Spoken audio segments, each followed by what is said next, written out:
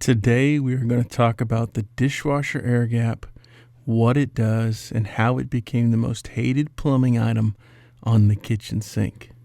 First, let's talk about the mechanics of the dishwasher. The dishwasher itself is supplied with hot water from the domestic water from the house. Internally, the dishwasher has heating elements that boost the water temp up to 140 degrees, pump it through some jets, and wash all that crap on your plates, forks, and knives down into the bottom of the unit. From there, it gets pumped to drain. This is where the air gap comes in. Essentially, the air gap is the cheapest and most generic backflow preventer of all time. So the dishwasher pumps the waste through a 5/8 line up to the 5/8 side of the air gap, then goes above the sink and vents. That's creating that anti-siphon so it can't go backwards, and then draws back down through 7/8 hose to the garbage disposal, completing the air gap cycle. Here's a look at an air gap in action doing its thing. All right, a super quick recap. The dishwasher is pumping out the waste. It goes into the little line. There's a gap at the head of that unit above the sink where the 5/8 shoots into the 7/8. That creates an anti-siphon. From that point, it can't go backwards.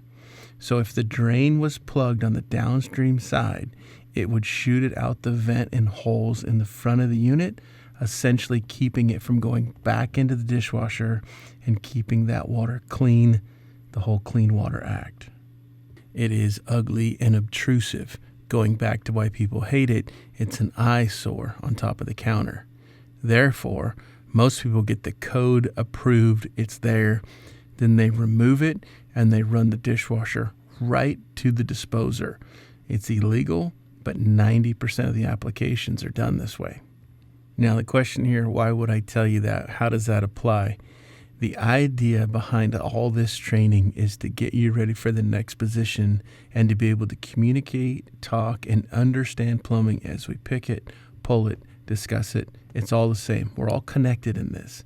So knowing what it does, knowing how it gets used is paramount. That information you can take anywhere. Now, let's talk about a couple other items and if somebody was looking for an air gap and a few of the upsell pieces that all go together. Scenario number 1. Plumber walks through the door and says, "Hey, give me an air gap." No problem. You key it up. CD4P, Carlson, whatever.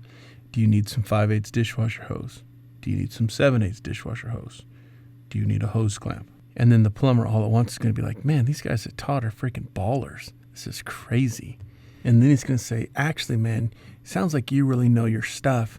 This lady has like 2 dishwashers, one on each side of the sink, and I'm not really sure what to do." And you're going to be like, bam, dual air gap. Always in stock at Todd Pipe. What? And he's going to be like, "Man, you guys at Todd are the best," or whatever happens in your head.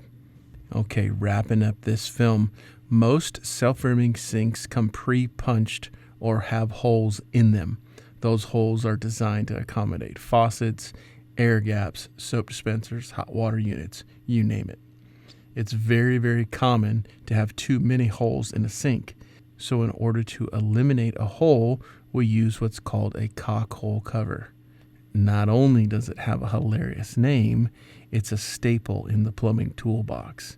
So it just has a wing nut on the bottom, a flat cover on top, and it's designed to fill in that 1 3/8 hole on the sink. Back in the day, every bib or everything that put out water was referred to as a cock.